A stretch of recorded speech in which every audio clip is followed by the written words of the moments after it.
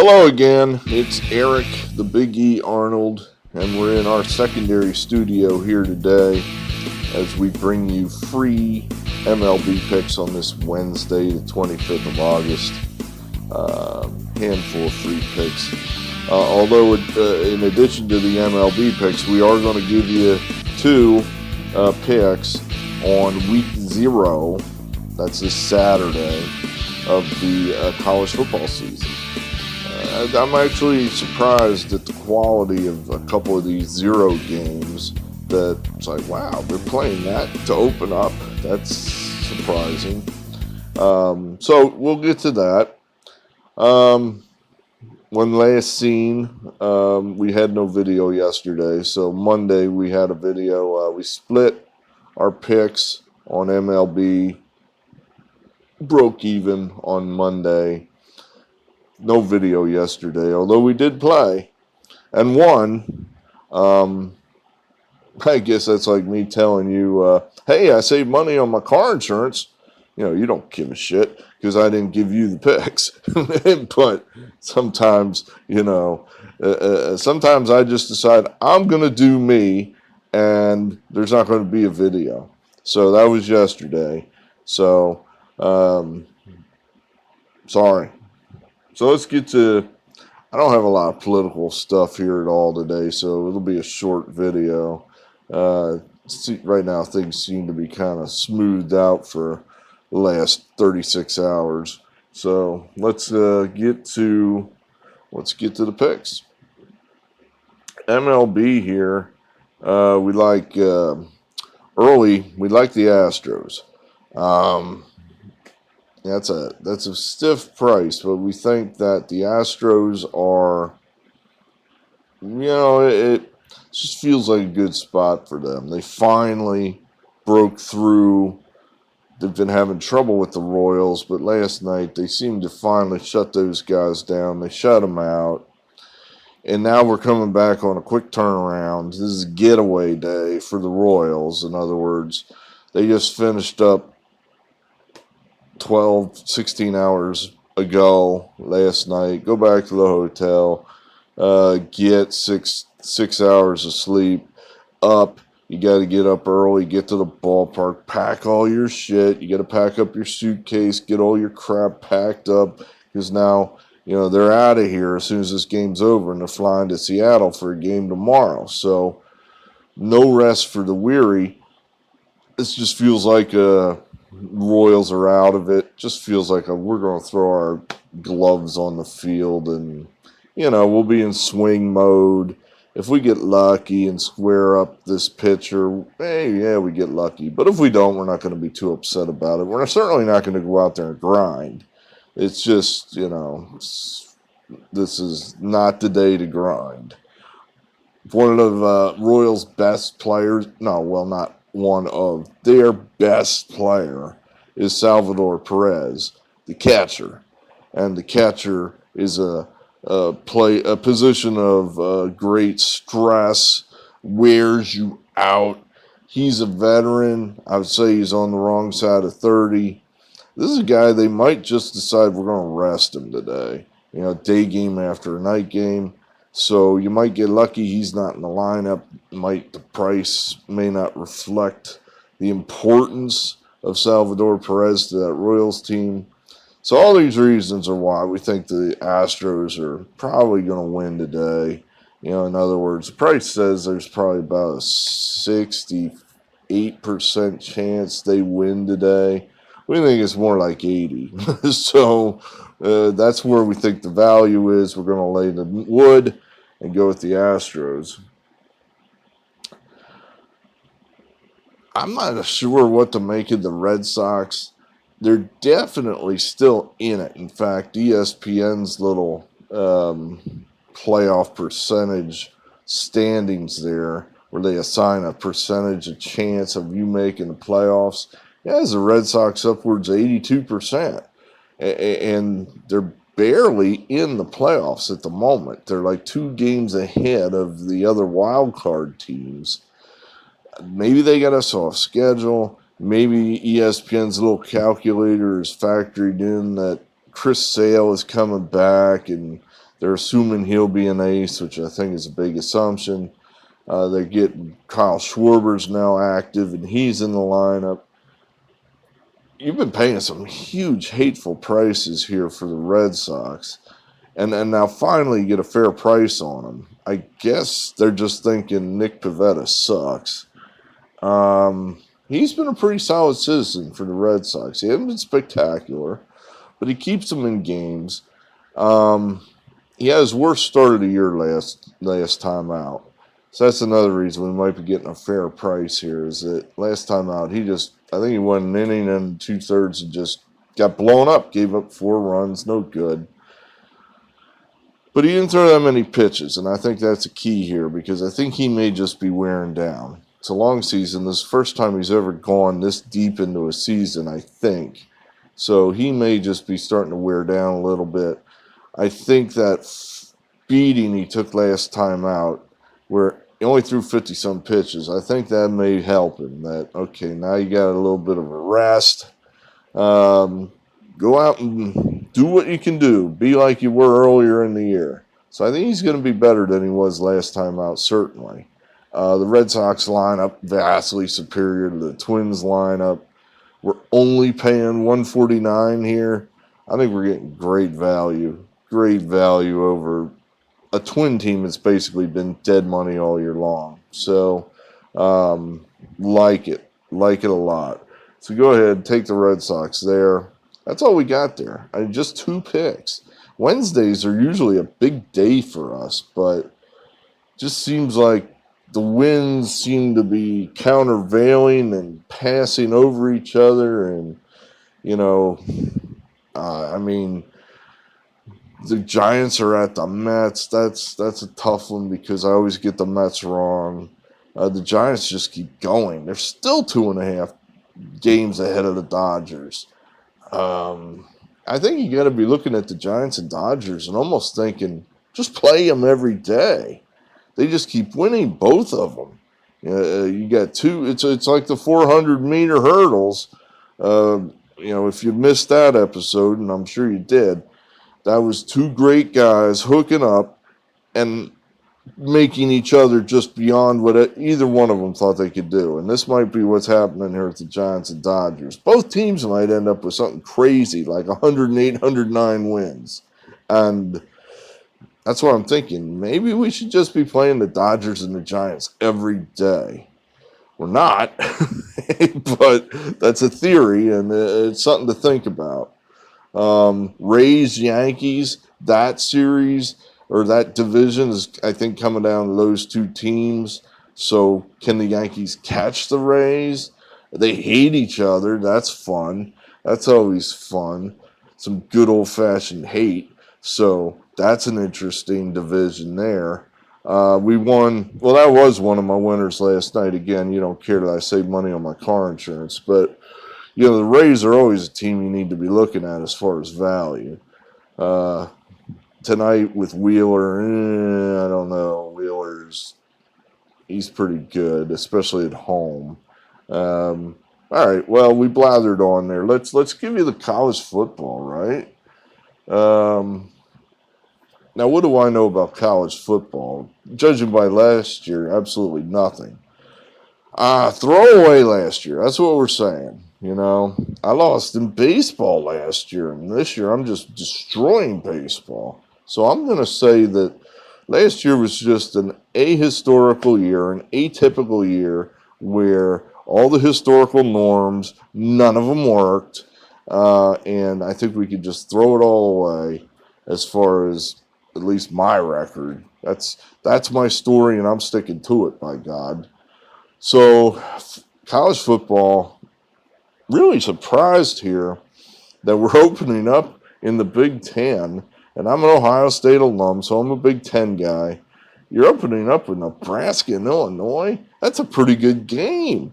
Unless you're from the South and those 2 teams suck. It'd be like South Carolina playing Vanderbilt, I guess, in the SEC. To me, it's a little more interesting to have Nebraska, even though they're not that good, they still bring the fan base. They still sell that place out there at Lincoln. Yeah, 100, whatever, 80, 90, 100,000 people. Illinois, they're down. They've been down for many years. But at any rate, we like Illinois in this matchup for a number of reasons. Veteran quarterback, veteran offensive line. These two teams played each other these last 2 years. In 19, a normal year, Nebraska barely beat Illinois at Illinois.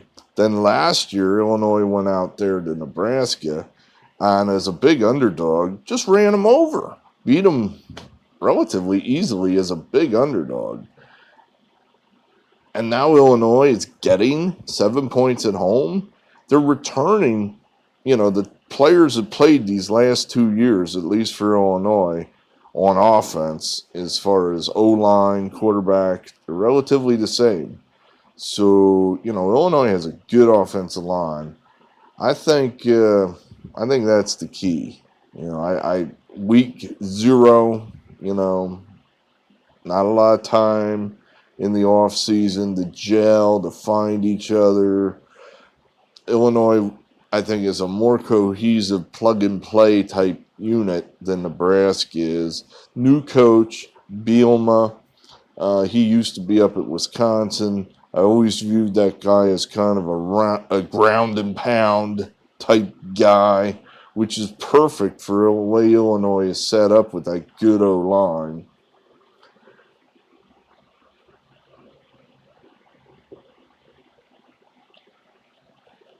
Everybody keeps waiting for Scott Frost to magically turn Nebraska into this, what they used to be, a powerful team, and just hasn't happened. It just hasn't happened, and he's almost reaching the point of it's not going to happen. It's close here. At a certain point, when you're a coach, you go in there and you do your thing, and if it doesn't work, after a few years, you're past your buy-sell date. It's too late. It's not, no one believes. No one's buying in. One of their best players transferred, just up and left. He was a sophomore. I forget his name, but he was a running back / receiver, and just left, went to Kentucky. It's like he's from Kentucky, but still, if Nebraska won 12 games, if they, again, aborted season, if they were capable, let's put it that way, if they were capable of winning 12 games last year, do you really think this guy would have left? If they were capable of winning 12 games this year, do you think this guy would have left? Hell no. So I don't give a shit if he's from Kentucky or not. So I'm thinking this is just a real mediocre Nebraska team. They got the NCAA sniffing around at them, violations, probation, all this other crap. I just think you're getting real value here with Illinois. I don't think that win last year by Illinois was an accident. They looked every bit as good as Nebraska.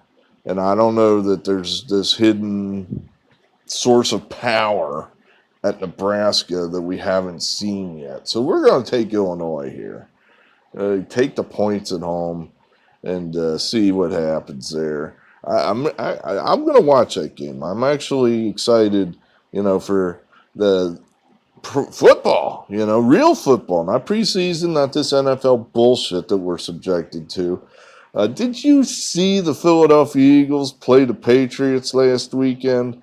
That was this is why I hate preseason football. Just hate it. Here, Mark, you've met him, Philadelphia Eagle Mark. He's over here. He's ready. We're all psyched. Okay, let's watch some good old Eagle football. And here the Eagles don't play their starters. And Mark's clued into that team. He's got Twitter feeds from every last person that's affiliated with that team. So if it's out there, if it's any kind of public information, it's some shit that's not public, he knows about it. and he did not know the starters were not going to play. How would you like to bet on that game? Where, okay, here we go, I've bet on the Eagles, and you're dead before the game even starts. I mean, they didn't play their starters, and New England did. I hate preseason NFL football. So here we are, real college football. These games count. I'm looking forward to it. And then we got Hawaii and UCLA. 18 points we're getting with Hawaii. 18 points from Chip Kelly. I'll go ahead. Sure. I'll take the points. I just, I don't know that Scott Frost, Chip Kelly, these are two guys in similar situations. They're getting paid a fortune to be the saviors of these used to be good programs, and neither one of them's getting it done at the moment. Chip, it seems like for every young guy that Kelly brings in, he loses another guy as a transfer. So I don't know that this team is getting all that much better. I lose track. Is this year 3 or 4 of the Chip Kelly experience? This feels similar somewhat. I think it was 2 years ago that Kelly had a kind of a no-name, non-Power 5 team come in there, Cincinnati, and Cincinnati just kicked UCLA's ass. So, all right, we'll have Hawaii come in. They're probably not as scary as Cincinnati. Hawaii's not bad.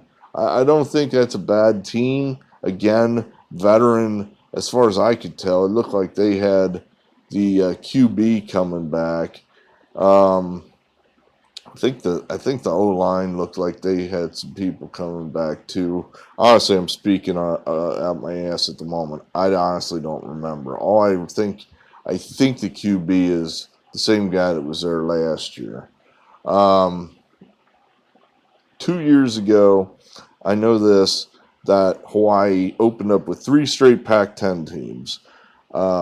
They beat Arizona. They beat Oregon State. Then they got smashed by Washington. They probably don't have the depth to play a Pac-10 team every week at Hawaii. But, in an opener, I think Hawaii's got all the capability in the world to keep this close. If you look at the scores that Hawaii generally has against, the premium team, the I don't want to use the word premium and Mountain West in the same sentence. The good teams of the Mountain West, San Diego State, Boise.